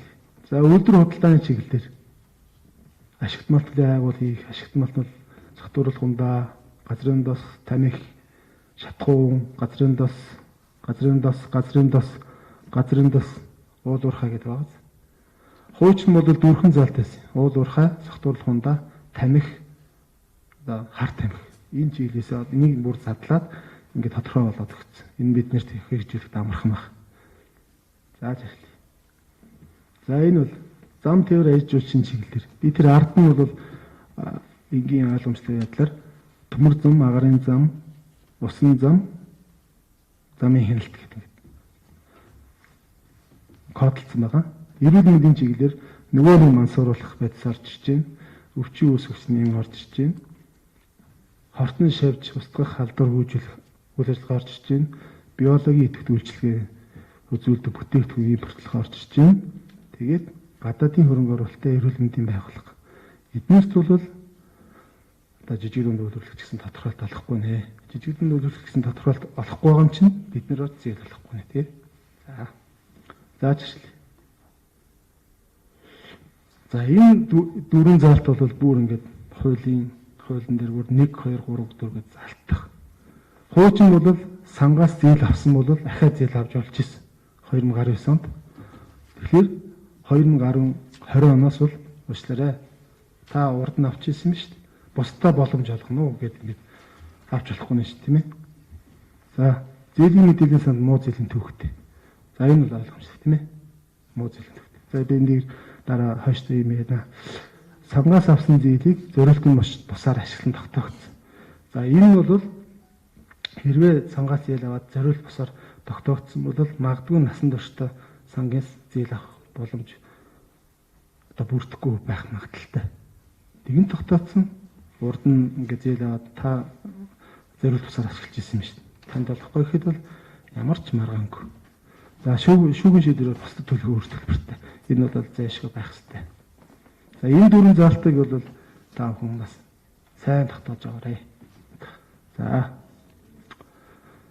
За одоо төсөл гэдэг маань ерөнхийдөө нэг баахан 20 гаруй 10 хэд юм уу те зарим банкуд 14 5 юм материал бүрдүүлгээд ирдэ шүү дээ.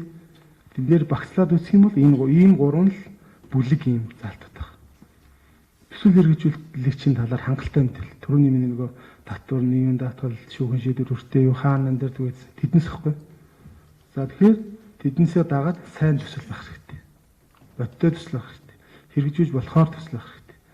За тэгээд гуравт нь хангалттай хэмжээний барьцаатай байх хэрэгтэй. За энэ гурван байх юм бол та манай сангаас одоо зээл авахд асуудал бай.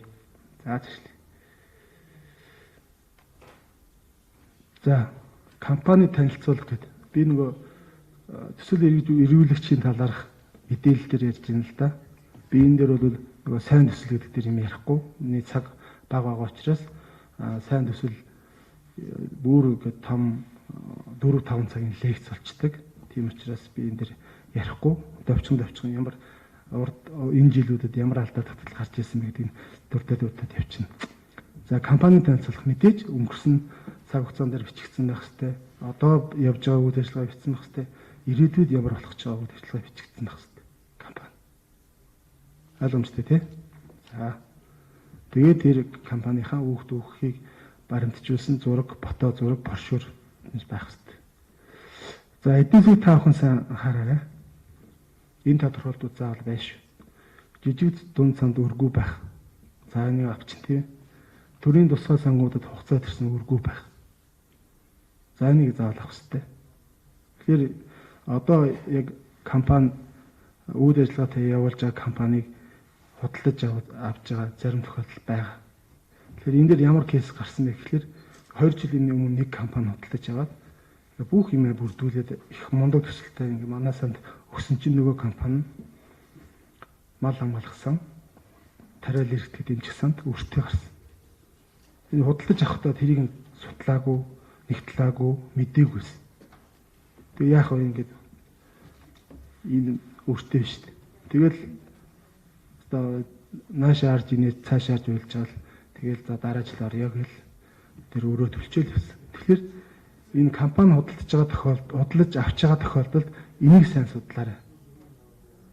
Төрийн банкудад байгаа зээлүүд нь бол мэдээллийн санд харагдчихдаг. Тэр хүн яах вэ гэхээр тэр мэдээллийн сангаас мэдээлэл аваад за өргөн байна гэж явцсан. Тэгэхээр цаана төрийн сангуудын мэдээллийн санд ордоггүй. Тэгэхээр тэрийг сайн баталцах хэрэгтэй. За татврын байгууллагад ямар нэгэн өргөө байх. За энэ дэр өргөө байх гэсэн бол бүх өргөн 0 байх хэрэгтэй. Энэгээр хасагдсан 146 байгууллага баг. Яг л үгээр 20,000 төгрөгийн өртөө. Хүн амын орлогын татврын өртөө. 17,000 төгрөгийн бууны татврын өртөө. Тэгэл хасагдчих. Тэгтэл нөгөө дотоод төлсөн дээр, илүү төлсөн дээр одоо 2,300,000 төгрөгийн өртөө авлагатай. Дотоод дээр 20,000 төгрөгийн өртөө. Тийм бол шууд ингээд журмаараа хасагдчих. Тэгэхээр энэ дэр их хүмүүс их дутуу ойлгосон улмаас энэ дэр их бүтэрсэн шүү. Тэгэхээр та бүхэн төслөө өгөхөөс өмнө татврын байгууллагаас тодорхойлт аваад хэрвээ татврын байгууллагаас өртөө гэж гарч ирж байгаа төлс машинаас өртөө гэсэн тодорхойлт гарч ивэл түүнийг тушаагаад тушаасан баримттайгаа цуг хасрахад өгөөрэй. Тэгэх юм бол ямар ч зүйл. Яг тэгэхээр энэ татврын байгууллага дээр тийм хурдан юунд нь шинжилэгддэг юм байна л да мэдээлэл нь. Өнөөдөр төлсөн мэдээлэл өнөө оройд харагддаг юм байна. Нөгөө компьютерт нь ороод тэр хооронд процесс явдаг учраас тушаасан баримтаа биднэрт өгөөрэй. Тэр материалдаа хасраарай. Тэгвэл цаашаа бид нэр аваад явчих. За нэгэн даатгалын байгууллагт. За энэ дээр мөн адилхан Монгол банкны мэдээллийн санд хугацаа төрсэн зээлүүрг баг. Одоо энэ дээр чинь нөгөө Mobicom, Skytel, Gmail-аас авсан утасны өрөөд орж байгаа. 1-2 сар одоо хэрэглээнийхээ зардлыг төлөөгөө бол орж байгаа орон сууцны төлбөрийг тий бич байгаа дэрэг. Тэгэхээр тэр бүгдийг та нар материал өгөхөөс өмнө харилцдаг банкнаасаа гаргуулад авчих. Ямар өртөө миний энэ регистрт над дээр үр байна уу? Энэ компани дээр үр байна уу гэдэг. Жишээ нь одоо энэ дээр мундаг манай нэг би одоо нэрийг хэлээд явах уу? Манай урдаа барьдаг экспортод гадаг тийм төсөл бол эндээс болж хасагдчихсан. Яасан гэхээр одоо 25,000 төгрөгийн утасны лизингийн үнээс болж хасагдчихсан. Яасан гэхээр 2 жилийн өмнө нэг ажилт нь тэр компани нэр дээр утас аваад хэрэгжилж агаад ажлаас гарсан. Нөгөө компанид шалгаагүй нөгөө үнэ жазны ингээд цаашаа явцсан. Тэгэхээр тийм гарах бий. Тэгэхээр энэ талаараа сайн ойлгоорой. За шүүхийн жилийн бол тодорхойлт байна. Аж ахуйн нэгжийн гэрчлэгийн хавлбар байна. За тийм. За эцэст нь ихэд тодорхойлтуудаа авсан цаг хугацаагаа хянаарай. Тэгэхээр айл 2017 оны тодорхойлт авчаад би жижиг дунд үйлдвэрлэгч мөн гэд тэр хүн чинь тэр тодорхойлтоос хойш 2 удаа тайлгнсан байхгүй. Магадгүй тэр хүний орлого нь өндөр болоод жижиг дунд үйлдвэрлэгчийн босыг даваад гарсан гэж байна. Тийм. Тэгэхээр энэ тодорхойлт нь бол яг цаг хугацаанд л багс. За түрүүн би ярьсан тийм Монгол банкны мэдээлэл сангаа шалгаарай. Төслийн материал өгөхөөс өмнө нөгөө нэг бэлэн байгаа юм хүмүүс чинь ингээд дарчдیں۔ Ял да. Дараад энэ байгаа гэсэн. Тэгсэн чинь хамгийн амархан нөгөө манай сайтнаас хэвлж яваад тэн дээр гараа хэсэг зураад өгөх хэвчтэй. Хэвлэл мэдээлэл хэрэгслэр дамжуулж болно гэсэн мэдүүлгээ дарцсан явж яваад мартаад өгсөн. Эн чинь байхгүй шээ гэсэн чинь. Үгүй байс би амархан хамгийн амархан гэдэг эхлээд тэмдэглэж ирсэн юм гэж. Тэгээд нөгөө чинь яасан мартцсан. Тэгэхээр тийм гарах бий. Та нар дахин нэгтэлж өгөөрэй. За мэдээлэл үнэн зөв өгөх хэрэгтэй. Энд чинь бас улсын ажил байна. Тэгээд татврын мөнгөөр л бид нэр үйл ажиллагаа явуулж байгаа шүү дээ. Тэгэхээр Сэлэнг аймаг 2 төсөл дээр очиж үзэж шалах гацсан уцаар ярьсан. Манайх тийш нь үгүй. Наадаа их ч юм бол манай дүүгээ хийх байсан. Тэгээд тэр төсөл бол таашаа унтчих. Гэх жишээ нь энэ мэдээлэл үнэн зөв өгөх явдал бол маш шаардлагатай, нэг шаардлагатай. За цааш. За энэ дэр та нар энийг юу гэж ойлгож байна?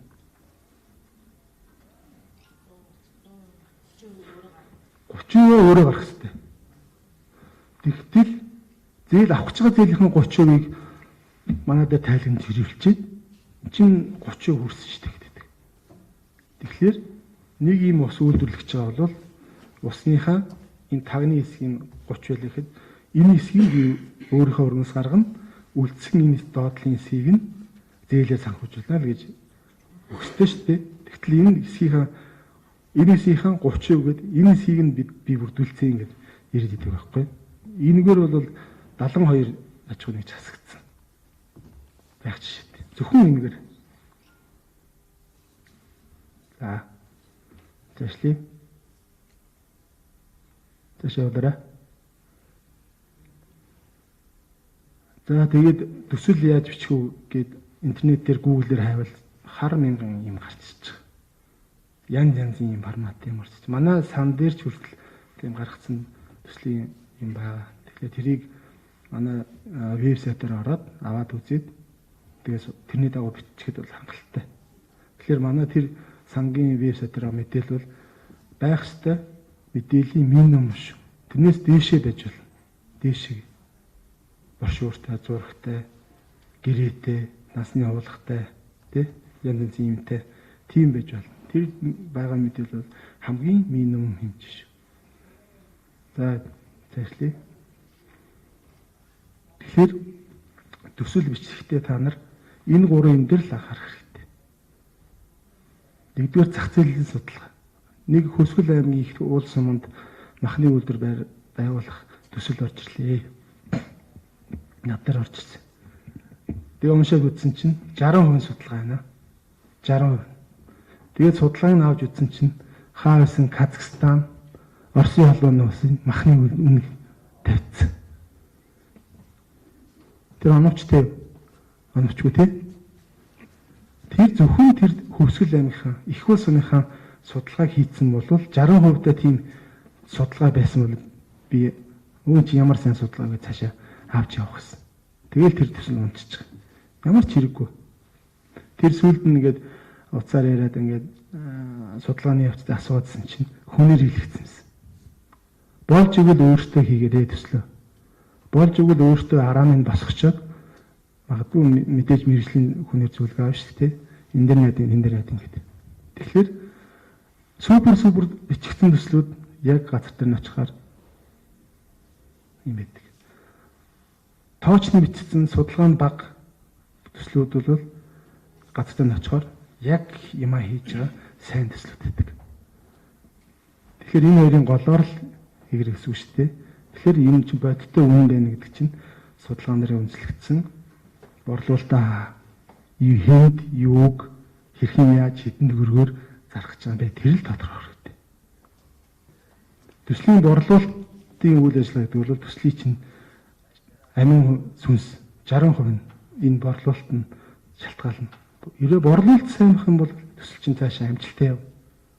Тэгэхээр энэ борлуулагч хэрэглэгч сегмент гэдэг нь хинбэ гэдгийг сайн одоо тодорхойлоод бичээд ингээ өгөх хэрэгтэй. За хүний нөөц хамгийн хэцүү. Өнөөдөр том компаниудаас эхлүүлээд жижигхэн хүмүүс ч гэсэн та бүхэнд ч бас толгорч байгаа тий. Ажилтг хэцүү байгаад. Тэгэхээр энэ талынхаа юмыг сайн тасах хэрэгтэй. За тэгээ энэ гурыг босгосон байхад бол төслийн 70-80 босгочихно. За цаашлие. За ингээд миний илтгэл дуусч байна. Тэгээд цаашдаа та бүхэнтэй уулзаж баямаг цагшлаар дамжуулаад уулзах байх гэж бодож байна. Та бүхэнд амжилт хүсье.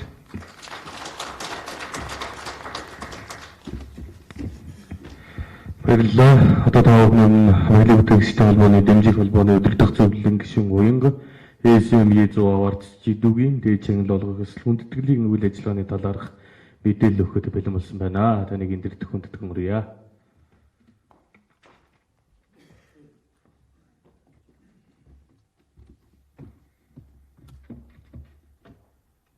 За сайн мэцхан уу? Намайг уянга гэдэг. За жижиг дунд үйлдвэрлэл эрхэлдэг баялагийг бүтээж байгаа аж ахуй нэгж хуваарай бизнес эрхэлж байгаа та бүхэндээ энэ өдрийн мэндийг хүргэе. Жохон чилж гин үү 2 цагаас хойш чинь яг нам суудсан те. За манай баялаг бүтээгчдийг дэмжих холбооноос энэ жил санаачлаад SME 100 Awards гээд Азийн орнуудын нэлээдгүй нэр хүндтэй шагналыг Монголдо анх удаа нэвтрүүлж ингэж олгоё гэд олохоор шийдсэн. Одоо ажлын хэсгийн ажил маань яг дундаа явагдаж байна. За энэ маань болохоор жижиг дунд бизнес үйлдвэрлэгч байгууллагуудыг шалгаруулах байгаа.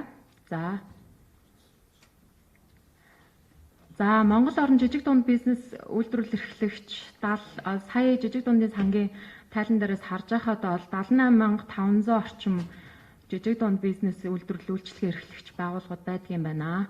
За эдгээрээс шилдэг 100 байгууллагыг шалгаруулж топ 100-г шалгаруулж шагналахаар байгаа. За манай шагналын цом маань байна. За дараагийнх нь явъя. За цомын загвар бол батлагдсан байгаа. За шагналын зорилго нь юу вэ гэхээр биднэрт үйлдвэрлэл эрхлэгч биднэрт одоо нилээдгүй ачаал ирдгэлтэй үйлдвэрээ сайн бүтээгдэхүүнээ сайн үйлдвэрлэх хэрэгцээтэй тэрийгээ дараа нь зарах борлуулах бусдад таниулах те нилээдгүй Монгол улсын эдийн засгийг бас тодорхой хувь нэмрээр хөгжүүлж явж байдаг байгууллагууд хувь хүмүүс байгаа. Тэгэхээр эдгээр хүмүүсийгээ бид нар шагнаж урамшуулъя, дэмжиж те алдаршуулъя. Зүгээр л ажиллаа гээл яваад ах ш те. За шагналын зорилго бол юм байна. За шалгаруултыг Монгол улсын 21 аймаг, Улаанбаатар хотын 9 дүүргээс салбар хороодуудаараа дамжуулаад шалгаруулах байгаа. За шагнал дараах 10 номинацтай. Тэгээд нэг номинац дээр 10 шилдэг байгууллагуудыг шалгаруулна. Нийт 100 байгууллага шалгарна гэж байгаа.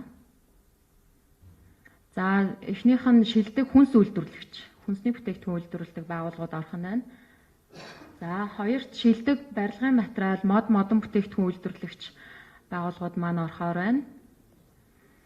За шилдэг жимсг нь хүнсний ногоо, мал амьтны тэжээл үйлдвэрлэгч энэ номинацид багтахаар байна те. За шилдэг арьс шир, ноос ноолуур боловсруулах үйлдвэр. Энийг ингээд хоёр салгаж өгсөн байгаа шүү. Боловсруулах үйлдвэрэн тусдаа. За дараагийн 5 дугаар номинац дээр шилдэг арьс шир, ноос ноолуурын бүтээгдэхүүн үйлдвэрлэгч орж байгаа. За мэдээж шилдэг эко бүтээгдэхүүн тэгээд инновацлог бүтээгдэхүүн гэж байгаа. Одоо энэ дээр стартап компаниуд бас орж болж байна тий. За мэдээж хэрэг шилдэг гар урлал, оёмл бүтээгдэхүүн үйлдвэрлэгч байгууллагууд орж байна. За импортыг орлох, экспортыг нэмэгдүүлэх чиглэлтэй давуу тал байвал энэ таны давуу тал болох нэ. За тэгээд шилдэг худалдаа үйлчилгээ эрхэлдэг байгууллагууд орохоор байна. За шилдэг бодтойгоор нийгэмдээ одоо нийгмийн хариуцлага биелүүлдэг байгууллага гэдэг маань одоо хөгжлийн бэрхшээлтэй иргэдийг ажлын байраар хангах те. За байгууллагынх нь орж байгаа одоо нөгөө орох хэсэгт нь хөгжлийн бэрхшээлтэй иргэдэд зориулсан налуу зам байх гэх мэтчлэн эдгээрийг ингэж хангасан байх нь таны бас давуу тал болох нь байна. За мэдээж хэрэг жижиг дунд үйлдвэрлэл эрхлэгчээр бүртгэлтэй улсын бүртгэлтэй авах ёстой. За дараагийн. За компани болон нөхөрлөл хоршоо хэлбэрээр үйл ажиллагаа явуулдаг байх хэрэгтэй. За тэгээд баялаг бүтээгчдийг дэмжих холбооны гишүүн байгууллага байх нь байна. За тэгээд салбар хороодороо тодорхойлсон тодорхойлолттой байх ёстой. За тэгээд шагналын журамд заасан шаардлагад нийцсэн байх ёстой. Одоо журам боловсруулагдж байгаа. Тэгээд та бүхэнд дараагаар дэлгэрэнгүй мэдээллийг салбар хороогоор дамжуулаад хүргэх болно. Шагналын журам. За бүртгэлийг болохоор шагнал олох комиссийн тогтоосон хугацаанд заасан материалын дагуу илгээнэ. За материал хүлээж авсны дараа шагналыг онлайнаар одоо Facebook, Instagram, Twitter, сошиал платформудаар ингээд явуулах байгаа. За холбоо харахаар утас энэчээ бичигдсэн байгаа. Тэгээ энэчээ мэдээлэл холбогдоод авч олно. За тэгээд анхаарал тавьсанд баярлалаа.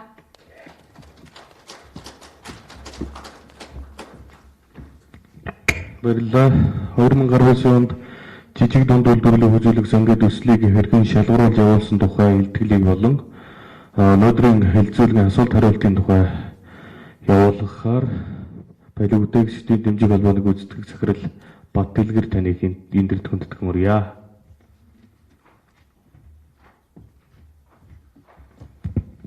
За миний илтгэл бол богинохон сая жижиг дунд үйлдвэрлэлийг хөгжүүлэх сангийн мэргэжлэн Болдоотор нэлээд дэлгэрэнгүй ярьсан байгаа.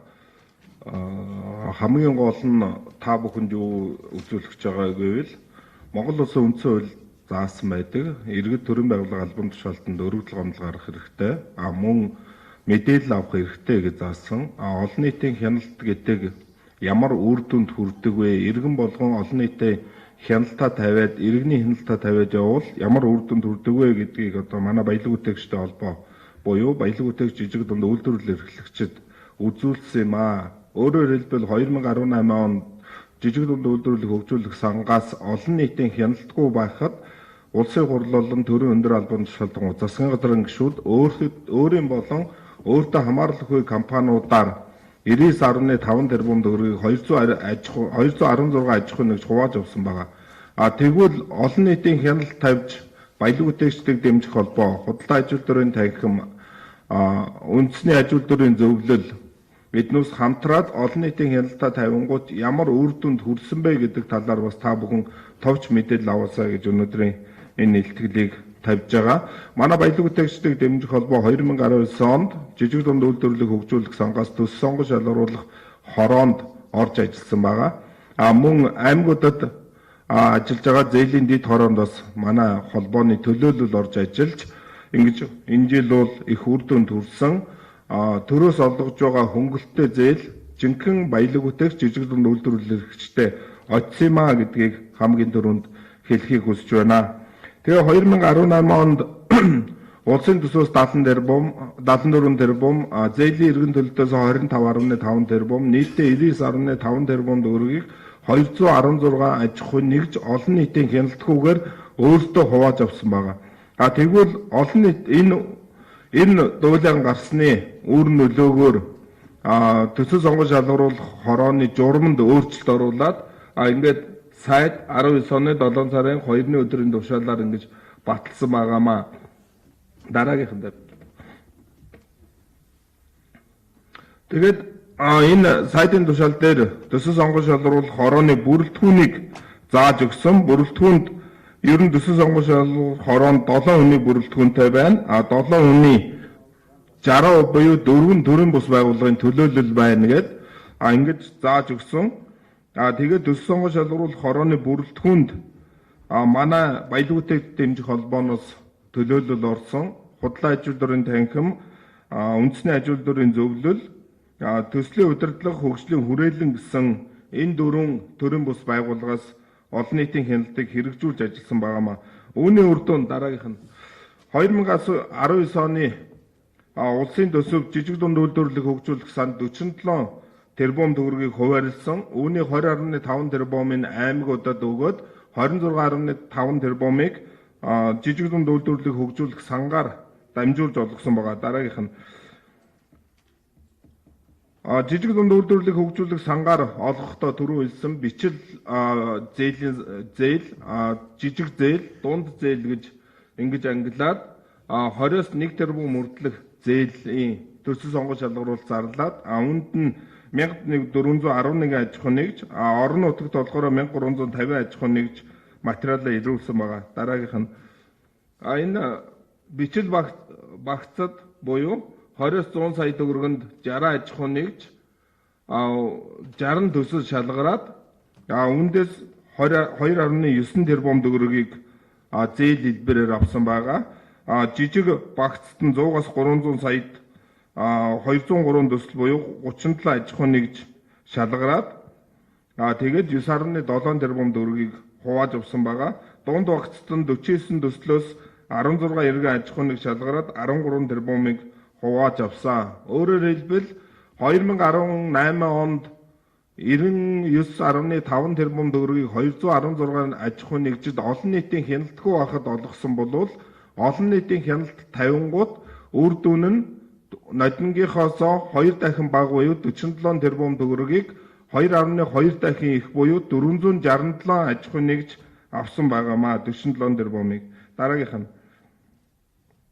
Тэгээ энэ дээр бол бичил болон жижиг дунд ангиллуудад хэрхэн сонгон шалгаруулалт хийгээд хэдэн төгрөг авсан байгааг бол наривчилж үзүүлсэн байгаа. Дараагийнх нь. Энэ нийт 47 тэрбум төгрөгөө хуваарлаад 50 нийт энэ жил улсын төсвийн 47 тэрбумын 50%-ийг нь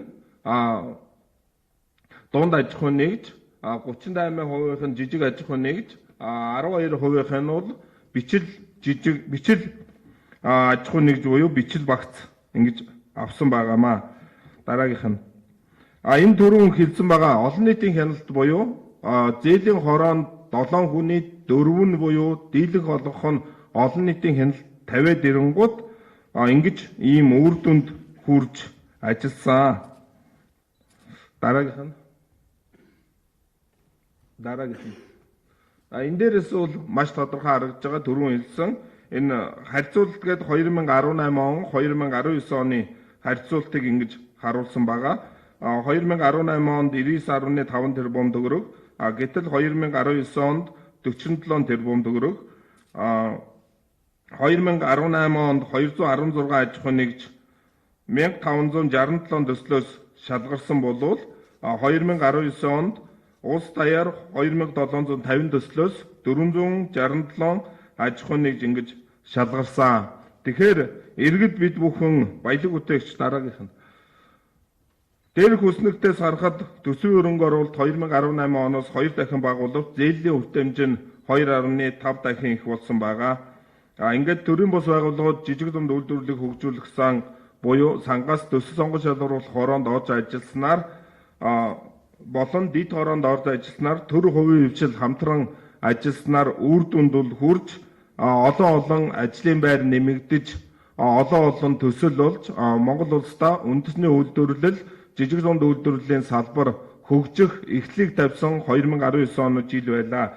Одоо 2020 онд хэдийгээр улсын төсвөөс мөнгө тавиагүй боловч зээлийн иргэн төлөлтөөсөө 69 тэрбум төгрөг жижиг дунд үйлдвэрлэлийг хөгжүүлэх санд орж ирэх юм а. Энэ 69 тэрбум төгрөгийг хуваарлах, жижиг дунд үйлдвэрлэл эрхлэгчтэй төсөл сонгон шалгаруулалт болгох, цаашлаад жижиг дунд үйлдвэрлэлийг хөгжүүлэх санхүүгийн корпорац болж жижиг дунд үйлдвэрлэлийн бизнесийн корпорац гэсэн нэртэй болж, уг нь бол энэ жижиг дунд бизнесийн корпорацийг засгийн газрын тогтоолоор баталсан боловч одоохондоо үр дүн төрөөг байгаа. Тэгэхээр жижиг дунд үйлдвэрлэлийг хөгжүүлэх санг төрөөс хараат бус бие даалган байлгаж дараа нь корпорац болгоод одоо ингээд олон улсад Норвегийн сан гэж их амжилттай ажилладаг ийм сан болох эхлэлийг ингэж тавих гэж явж байгаа. Мөн манай баялаг бүтээгч дэмжих холбоо одоо хөдөлмөр эрхлэлтийг дэмжих сан буюу засгийн газрын тусгай сангийн хуулиар зохицуулагдж байгаа 22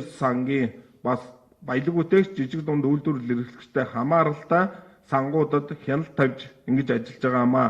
Тэгэхээр эцэст нь хэлэхэд олон нийт баялаг бүтээгч жижиг дунд үйлдвэрлэл эрхлэгч бид бүхэн хяналтаа тавиул ямар үр дүнд хүрч болох вэ гэдгийг 2018-2019 оны жижиг дунд үйлдвэрлэлийг хөгжүүлэх сангаас төсөл сонгон шалгаруулалт нэрийн дор олгосон энэ зээл болон зээлийн мэдээлэлээс маш тодорхой харагдаж байгаамаа. Баярлалаа.